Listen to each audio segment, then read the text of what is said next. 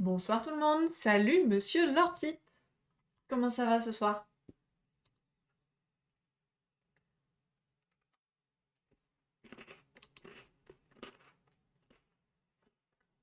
Voilà, on est là pourquoi? Qu'est-ce qu'on fait aujourd'hui? Je me demande bien.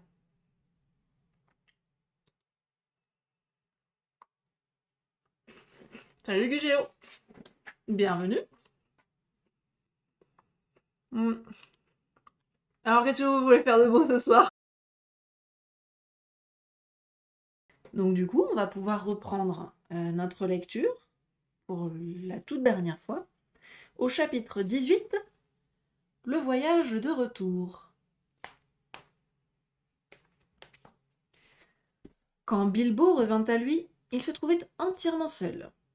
Il était couché sur les pierres plates de Ravenhill et il n'y avait personne alentour. Un jour sans nuages, mais froid, s'étendait largement au-dessus de lui. Il tremblait et il était glacé, mais il avait la tête brûlante.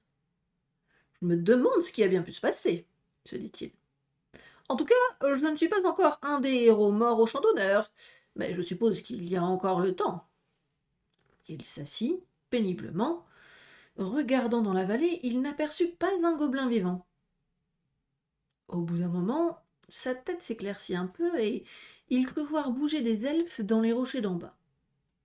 Il se frotta les yeux. Assurément, il y avait encore un camp à quelque distance dans la plaine, et il y avait des allées et venues près de la porte. Il semblait que des nains s'occupaient à détruire le mur. Mais il régnait un silence de mort. Il n'y avait pas d'appel, pas un seul écho de chanson. La tristesse était répandue dans l'air. « Ça doit être la victoire, après tout, » dit-il, tâtant sa tête douloureuse. « Mais il semble que ce soit une bien morne affaire. » Soudain, il s'aperçut qu'un homme grimpait vers lui. « Oh » cria-t-il d'une voix mal assurée. « Ohé ! Quelles sont les nouvelles ?»« Quelle est donc cette voix qui s'élève parmi les pierres ?» dit l'homme, s'arrêtant et regardant autour de lui, non loin de l'endroit où Bilbo était assis. Bilbo se rappela alors de son anneau. « Ah, ça !» se dit-il. « Cette invisibilité a ses inconvénients, après tout. Sans elle, j'aurais peut-être passé une nuit confortable, bien au chaud dans un lit. »« C'est moi, Bilbo Baggins, compagnon de Thorin !» cria-t-il, se hâtant de retirer son anneau. « Il est heureux que je vous ai trouvé, » dit l'homme, s'avançant à grandes enjambées. « On a besoin de vous et nous vous avons longuement cherché. On vous aurait compté parmi les morts, qui sont nombreux, si Gandalf le magicien n'avait dit que c'était ici que votre voix s'était fait entendre en dernier. J'ai été envoyé pour vous chercher ici une ultime fois. Êtes-vous grièvement blessé ? » « Un mauvais coup sur la tête, je crois, » dit Bilbo. « Mais j'avais un haut, mais le crâne solide. Je me sens mal toutefois et j'ai les jambes en coton. »« Je vais vous porter jusqu'au camp, dans la vallée, » dit l'homme, qui le souleva comme une plume. L'homme avait le pied rapide et sûr. Bilbo fut bientôt déposé devant une tente à Dale, et là se tenait Gandalf, le bras en écharpe. Même le magicien ne s'en était pas tiré sans blessure, et il était peu de soldats indemnes dans toute l'armée. À la vue de Bilbo, Gandalf fut ravi. « Baggins !» s'exclama-t-il.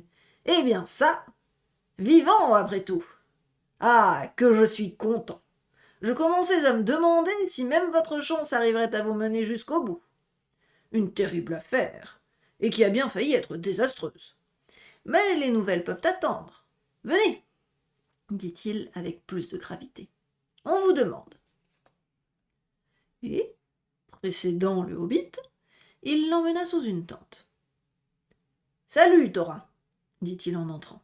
Je vous l'amène. » Là, en fait, était étendu Thorin, couvert de blessures. Son armure fendue et sa hache ébréchée gisaient sur le sol. Il leva les yeux à l'approche de Bilbo. « Adieu, bon voleur, dit-il. Je m'en vais dans les salles de la tente m'asseoir auprès de mes ancêtres jusqu'à ce que le monde soit renouvelé. Puisque je quitte maintenant tout or et tout argent pour me rendre où ils n'ont aucune valeur, je désire vous quitter en ami et retirer les paroles et les actes qui ont été les miens à la porte. Bilbo, empli de chagrin, mit un genou en terre. « Adieu, roi sous la montagne, dit-il. C'est une amère aventure, si telle doit être sa fin, et une montagne d'or ne pourrait l'amender. Je suis pourtant heureux d'avoir pris part à vos périls. C'est plus que n'en mérite un Baggins. »« Non, dit Thorin. Il y a plus de bon en vous que vous ne le soupçonnez, fils de l'aimable Ouest. Un mélange de courage et de sagesse en juste proportion.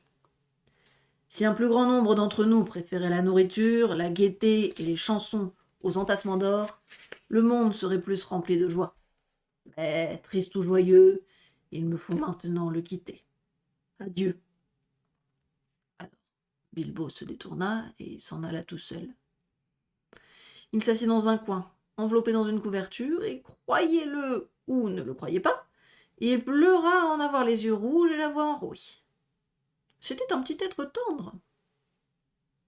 « Ça a été une grâce que je me sois réveillé à ce moment, » se dit-il enfin. « J'aurais voulu que Thorin vécût, mais je suis heureux que nous nous soyons quittés en bons termes.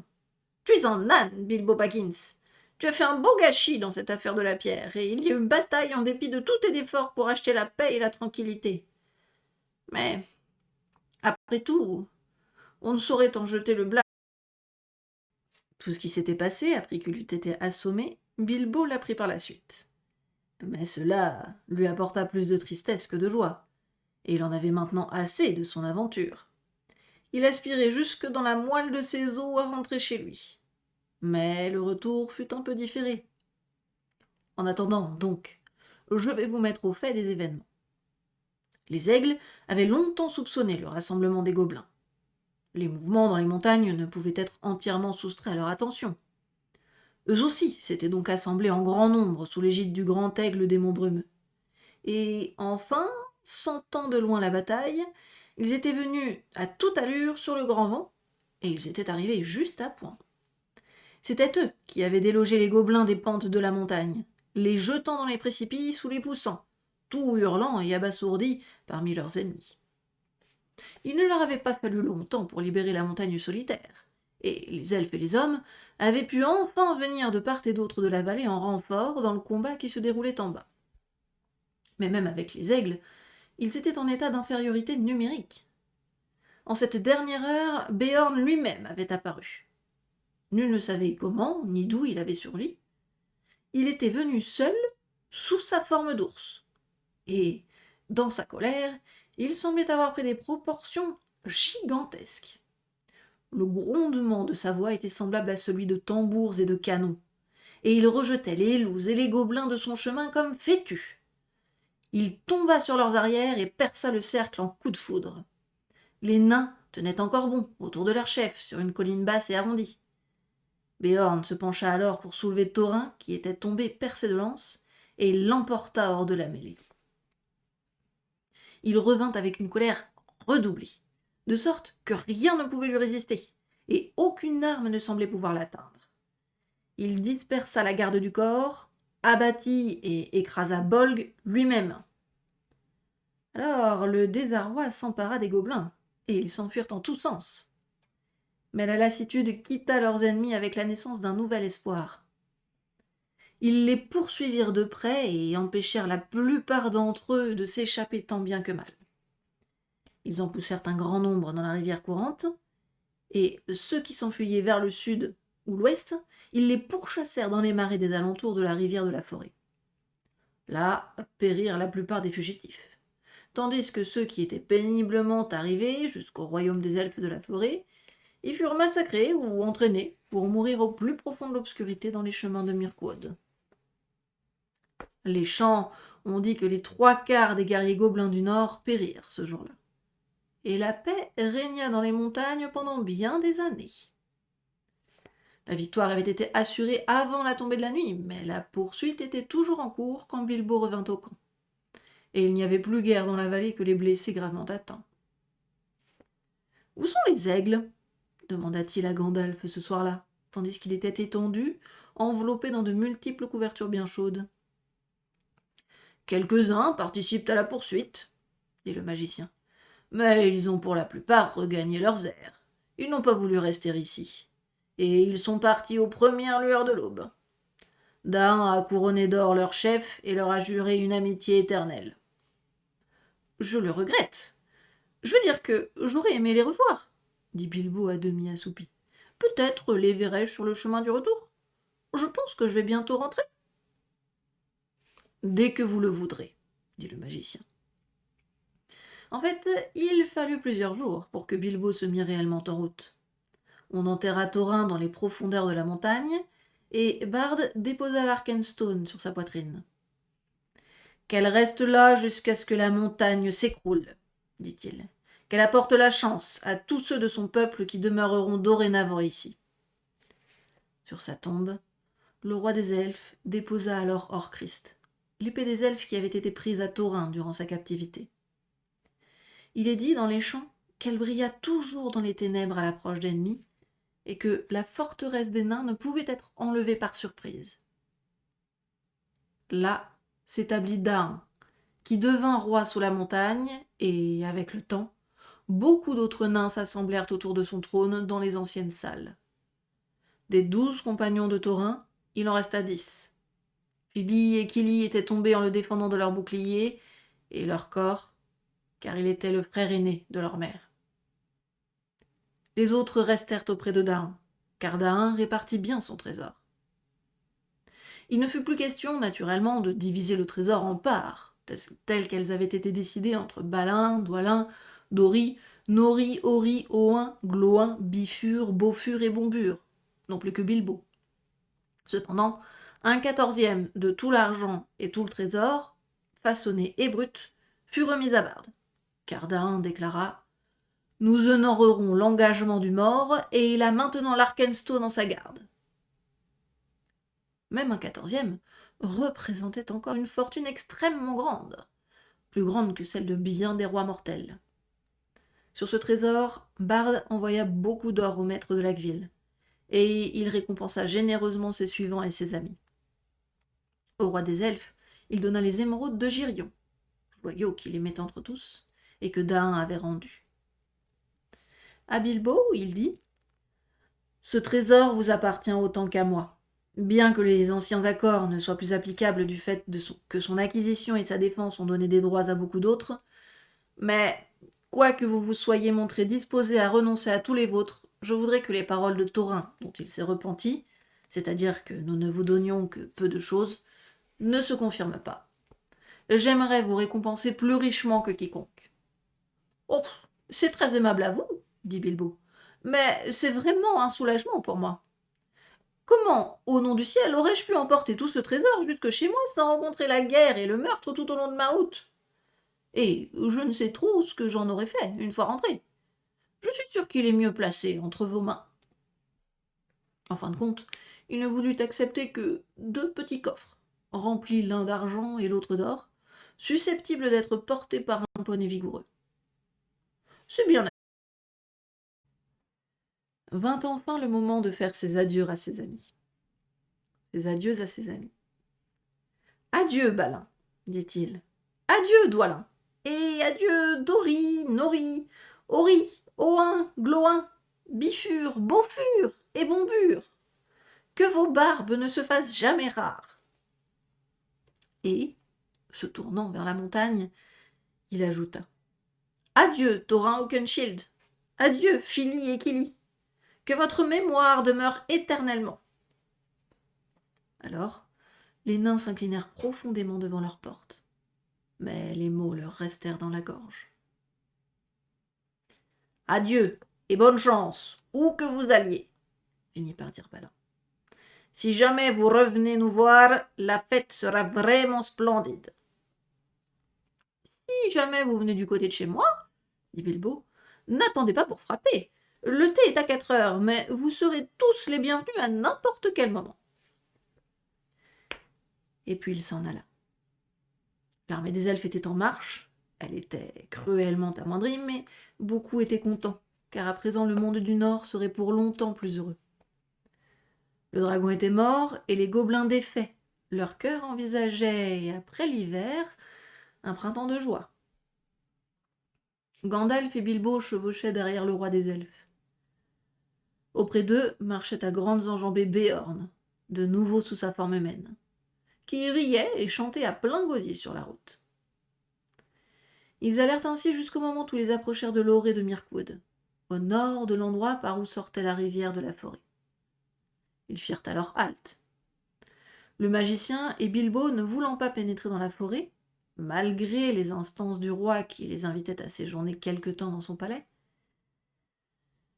ils se proposaient de suivre la bordure de la forêt et d'en contourner plutôt l'extrémité nord dans le désert qui s'étendait entre elle et le début des montagnes grises. C'était une route longue et morne, mais maintenant que les gobelins étaient défaits, elle leur paraissait plus sûre que les redoutables sentiers sous les arbres. De plus, Béorn allait également par là. « Adieu, ô roi des elfes, dit Gandalf. Que la forêt soit joyeuse tant que le monde est jeune, et que joyeux soient tous les vôtres. »« Adieu, ô Gandalf, dit le roi. Puissiez-vous toujours apparaître où vous êtes le plus nécessaire et le moins attendu. Plus souvent vous paraîtrez dans mes salles, plus je serai heureux. »« Je vous prie d'accepter ce présent, dit Bilbo, balbutiant en se tenant sur un pied, et il sortit un collier d'argent et de perles que Dain lui avait donné lors de leur séparation. « En quoi ai-je mérité pareil cadeau, ô hobbit ?» demanda le roi. « Eh bien, j'ai pensé, vous savez bien, dit Bilbo assez confus, que quelques remerciements vous étaient dus pour votre hospitalité. Je veux dire, même un cambrioleur a sa sensibilité. J'ai bu beaucoup de votre vin et mangé beaucoup de votre pain. »« J'accepte votre présent, ô Bilbo le Magnifique, dit gravement le roi, et je vous nomme ami des elfes et béni. Que votre ombre ne diminue jamais, ou le vol deviendrait trop aisé. Adieu. » Alors les elfes se dirigèrent vers la forêt, et Bilbo partit pour un long voyage de retour. Il passa par bien des tribulations et des aventures avant d'arriver chez lui. Les régions sauvages étaient encore sauvages, et il s'y trouvait bien d'autres choses en ce temps-là, en plus des gobelins. Mais il était bien guidé et bien gardé. Il avait avec lui le magicien, et Béorn pour la plus grande partie du trajet. Et il ne fut plus à aucun moment en grand danger. En tout cas, vers le milieu de l'hiver, Gandalf et Bilbo avaient fait tout le trajet, en longeant les deux bordures de la forêt jusqu'aux portes de la maison de Béorn. Et là, ils s'arrêtèrent tous deux quelque temps. L'époque de Noël y fut chaleureuse et gaie. Des hommes vinrent de partout festoyer sur l'invitation de Béorn. Les gobelins des monts brumeux étaient maintenant en nombre restreint, et, terrifiés, ils se cachaient dans les trous les plus profonds qu'ils pouvaient trouver. Quant aux wargs, ils avaient disparu de la forêt, de sorte que les hommes allaient et venaient sans crainte. En fait, Béorn devint par la suite un grand chef dans ces régions, et il gouverna une vaste étendue entre les montagnes et la forêt. Et l'on dit que, durant bien des générations, les hommes de sa lignée eurent le pouvoir de prendre la forme d'un ours. S'il en fut quelques-uns de mauvais et sinistres, la plupart ressemblèrent de cœur à Béorn, bien qu'ils fussent moins grands et moins forts. De leur temps, les derniers gobelins furent chassés des monts brumeux, et une nouvelle ère de paix s'établit en bordure du désert. C'était le printemps, un beau printemps à la température douce et au soleil clair. Quand Bilbo et Gandalf finirent par prendre congé de Béorn, et malgré son vif désir de retrouver sa maison, Bilbo partit avec regret, car les fleurs des jardins de Béorn n'étaient pas moins merveilleuses au printemps qu'en plein été. Ils parvinrent enfin par la longue route, au col même où les gobelins les avaient capturés auparavant. Mais ils arrivèrent à ce point élevé au matin, et, regardant en arrière, ils virent un soleil blanc briller sur la vaste étendue des terres. Là, derrière eux, se trouvait Mirkwood tout bleu dans le lointain, et d'un vert sombre, même au printemps, à l'orée la plus proche. Là, très loin à l'horizon, s'élevait la montagne solitaire. Sur sa plus haute cime, la neige, non encore fondue, luisait d'une pâle lueur. « Ainsi vient la neige après le feu, et même les dragons ont une fin, » dit Bilbo. Et il tourna le dos à son aventure. Son côté Touk commençait d'être extrêmement lasse, et le côté Baggins reprenait chaque jour plus de force. « Je n'aspire plus qu'à me trouver dans mon propre fauteuil, » fit-il.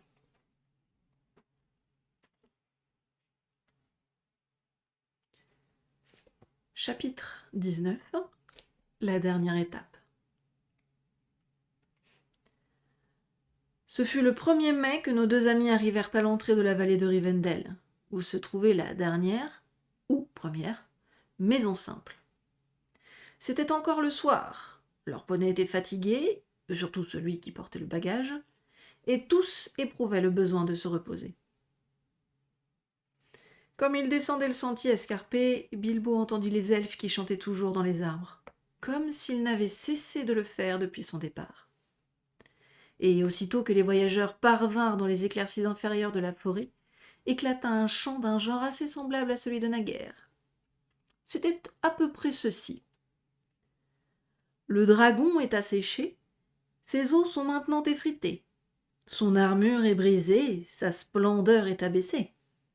Bien que l'épée doive rouiller, le trône et la couronne périr, avec la force en laquelle les hommes avaient foi, et la richesse qu'ils chérissent, ici l'herbe pousse toujours, les feuilles se balancent encore, la claire eau coule, et les elfes chantent encore.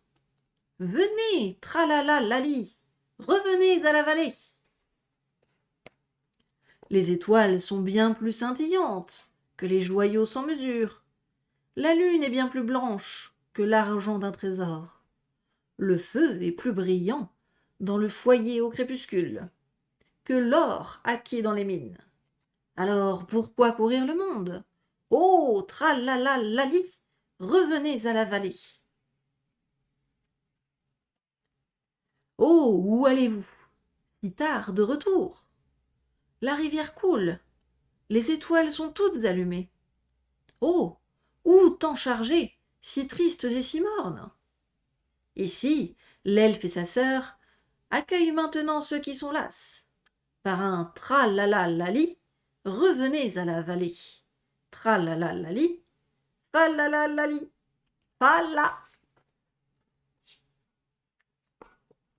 Alors, les elfes de la vallée sortirent pour les saluer, et ils menèrent à la maison d'Elrond de l'autre côté de la rivière. Là, un chaleureux accueil leur fut réservé, et il y eut bien des oreilles attentives ce soir-là pour entendre le récit de leurs aventures. Ce fut Gandalf qui parla, car Bilbo était devenu somnolent et silencieux. Il connaissait la plus grande partie de l'histoire, puisqu'il y avait participé, et qu'il en avait lui-même fourni de nombreux détails en cours de route ou chez Béorn. Mais de temps à autre, il ouvrait un œil et écoutait, quand il venait un épisode qu'il ne connaissait pas encore. C'est ainsi qu'il apprit où avait été Gandalf, car il entendit les paroles que le magicien adressait à Elrond. Il apparut que Gandalf s'était rendu à un conseil de magiciens blancs, maîtres en savoir et en bonne magie, et qu'ils avaient enfin chassé le nécromancien de son sombre repère au sud de Mirkwood. « Avant peu, maintenant, » disait Gandalf, « la forêt va devenir passablement plus salubre. Le Nord sera libéré de cette horreur pour de longues années, je l'espère. Je voudrais bien, cependant, qu'il fût banni de ce monde. » « Ce serait une bonne chose, assurément, » répondit Elrond. « Mais je crains que cela ne se produise pas en notre siècle, ni même bien plus tard. » Le récit de leur voyage terminé, on raconta d'autres histoires, et encore d'autres. Des histoires d'un temps lointain, des histoires de choses nouvelles et des histoires hors du temps. Jusqu'au moment où, la tête de Bilbo étant tombée sur sa poitrine, il se mit à ronfler confortablement dans son coin. Il se réveilla pour se trouver dans un lit blanc et la lune brillait par une fenêtre ouverte. En dessous, de nombreux elfes chantaient d'une voix forte et claire au bord de la rivière. « Chantez tous, joyeux, allons chanter en chœur. Le vent souffle au faîte de l'arbre, le vent souffle dans la bruyère. Les étoiles sont en fleurs, la lune fleurit, et brillantes sont les fenêtres de la nuit dans sa tour. Dansez tous, joyeux, Allons, dansez tous ensemble. Douce est l'herbe, que votre pied soit de plume. La rivière est d'argent, les ombres sont fugitives. Gai est le mois de mai, et gaie est notre assemblée. Chantons à présent doucement, tissons-lui des rêves. Enveloppons-le dans le sommeil, et là laissons-le. Le voyageur dort, que son oreiller lui soit doux. Bercez, bercez, saules et aulnes. Ne soupire plus, pin, jusqu'au vent du matin. Tombe, lune, que la nuit soit noire, que la terre soit noire. Chute, chute, frêne, chêne et épine. Que toute eau fasse silence jusqu'à ce que l'aube soit là. Eh bien, joyeuses gens, dit Bilbo en passant la tête au dehors. Quelle heure est-il à la lune? Votre berceuse réveillerait un gobelin ivre, mais je vous en remercie. Et vos ronflements réveilleraient un dragon de pierre, mais on vous remercie, répliquèrent-ils en riant. L'aurore ne va pas tarder, et vous avez dormi depuis la tombée de la nuit. Demain, vous serez peut-être remis de votre fatigue. Un peu de sommeil vous remet de bien des choses dans la maison d'Elrond, dit-il. Mais je vais en profiter le plus possible. Je vous souhaite une seconde fois bonne nuit, mes beaux amis. Sur ce, il regagna son lit et dormit jusqu'à une heure avancée de la matinée. La lassitude l'abandonna vite dans cette maison, et il jouit de maintes facéties et séances de danse à toutes les heures de la journée et de la nuit, avec les elfes de la vallée. Mais même cet endroit ne pouvait le retenir longtemps à présent, et il pensait toujours à sa propre maison. Aussi, au bout d'une semaine, il prit congé d'Elrond, et après lui avoir donné les petits cadeaux que son hôte voulut bien accepter, il repartit avec Gandalf. Au moment où ils quittaient la vallée, le ciel s'obscurcit devant eux à l'ouest, et le vent et la pluie s'avancèrent à leur rencontre. « Gai est le joli mois de mai, » dit Bilbo comme la pluie lui cinglait la figure. « Mais nous tournons le dos aux légendes et nous rentrons chez nous. Cela en est sans doute l'avant-goût. »« Il y a encore un long chemin à parcourir, » dit Gandalf. « Mais c'est le dernier, répliqua Bilbo. Ils atteignirent une rivière qui marquait le bord extrême des régions sauvages, et le gué sous la rive escarpée que vous vous rappelez peut-être. Les eaux étaient gonflées, tant par la fonte des neiges à l'approche de l'été que par les pluies qui n'avaient cessé de la journée. Mais, ayant passé avec quelques difficultés, ils poussèrent de l'avant, comme le soir tombait, pour la dernière étape de leur voyage. Elle fut assez semblable à la première, hormis que la compagnie était moins nombreuse et plus silencieuse. Et cette fois-ci, il n'y avait pas de troll. À chaque fois, à chaque pas, Bilbo se rappelait les événements et les paroles d'un an auparavant, temps qui lui paraissait plutôt une décennie. De sorte qu'il remarqua aussitôt l'endroit où le poney était tombé dans la rivière, et où il s'était détourné pour affronter leur déplaisante aventure avec Tom, Berth et Bill.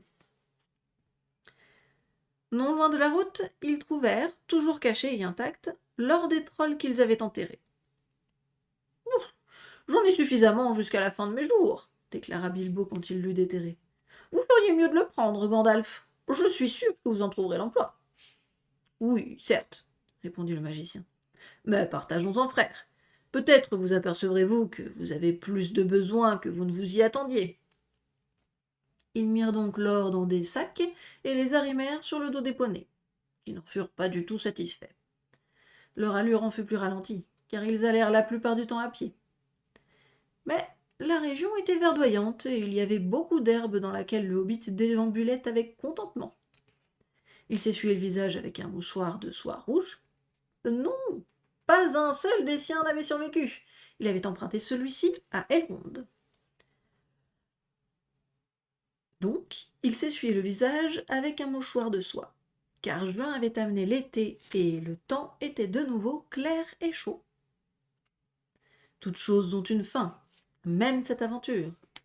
Et le jour vint enfin où ils se retrouvèrent en vue du pays où Bilbo était né et où il avait grandi, où les formes de la terre et des arbres lui étaient aussi connues que ses propres membres. Arrivé en haut d'une butte, il vit au loin sa colline et il s'arrêta soudain et dit: « Les routes se poursuivent encore et toujours, par-dessus les rochers et sous les arbres, par des cavernes où jamais le soleil n'a luit, par des rivières qui jamais la mer ne trouve, sur la neige par l'hiver semé, et par les joyeuses fleurs de juin, sur l'herbe et sur la pierre, et sous les montagnes dans la lune. Les routes se poursuivent encore et toujours, sous les nuages et sous les étoiles. Mais les pieds qui sont partis à l'aventure reviennent enfin au lointain foyer. Les yeux qui le feu et l'épée ont vu, et l'horreur dans les salles de pierre, se posent enfin sur les verts pâturages, et les arbres et les collines depuis longtemps connus. » Gandalf le regarda. « Mon cher Bilbo, dit-il, qu'est-ce qui vous arrive? Vous n'êtes pas le hobbit que vous étiez. » Là-dessus, ils traversèrent le pont, passèrent près du moulin au bord de la rivière et arrivèrent ainsi jusqu'à la porte même de Bilbo. « Seigneur, mais que se passe-t-il » s'écria le hobbit.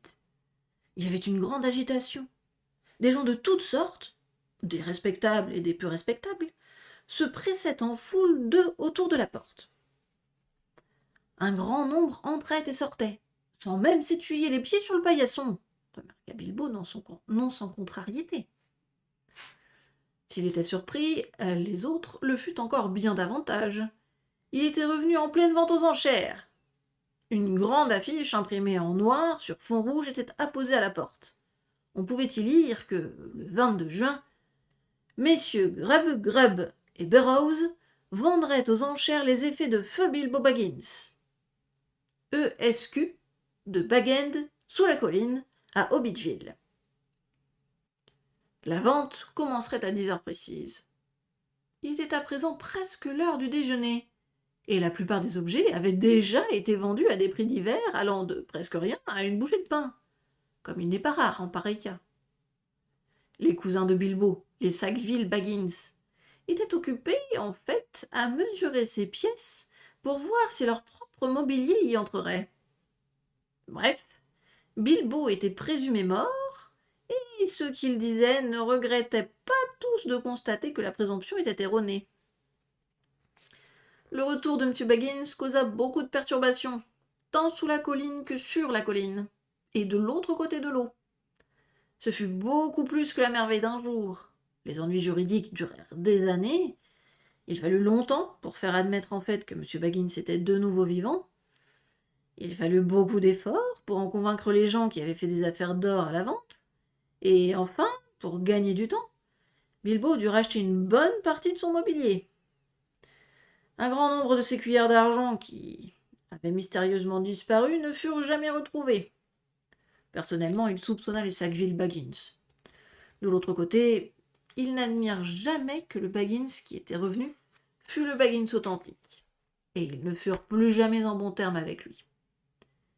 Ils avaient vraiment tant voulu habiter son gentil trou de hobbit. En fait, Bilbo découvrit qu'il avait perdu bien autre chose que ses cuillères d'argent. Il avait perdu sa réputation.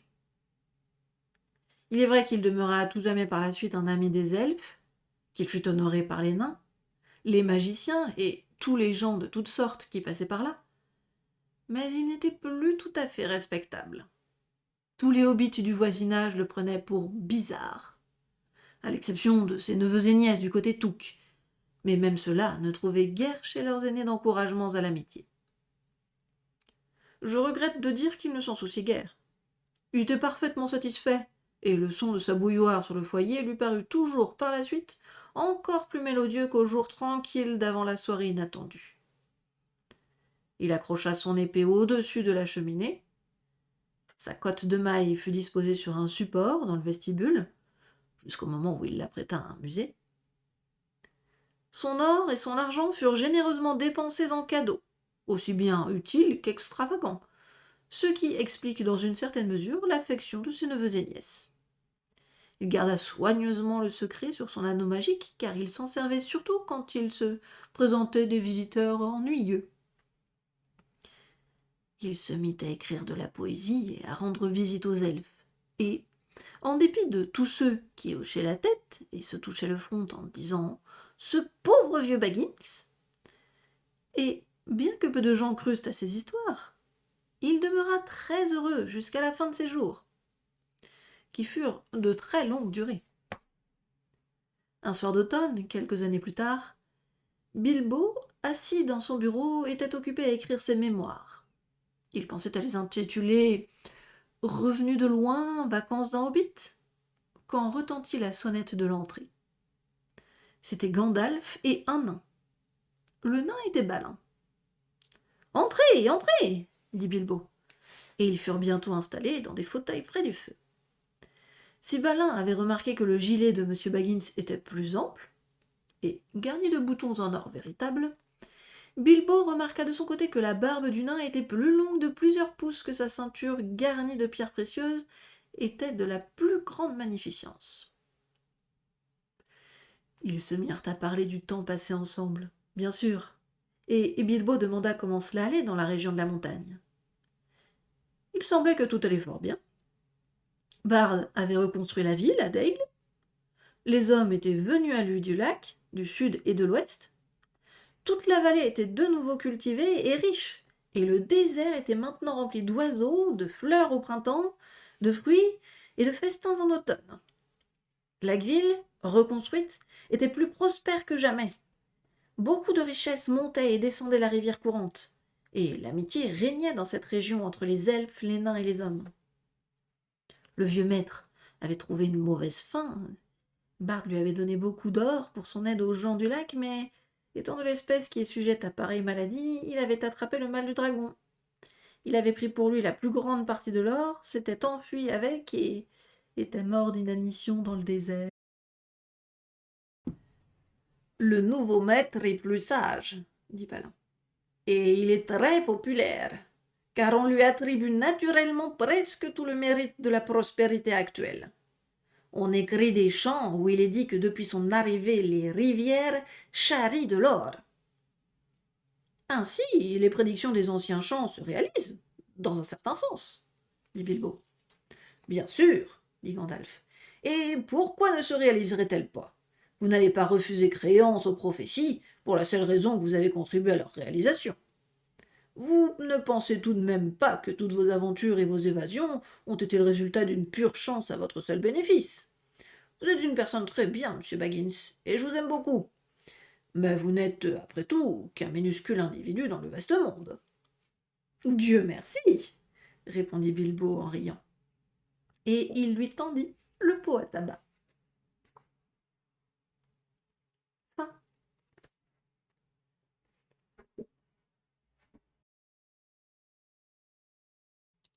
Merci encore. Des gros bisous. Gros bisous à tous. Prenez bien soin de vous. Hein.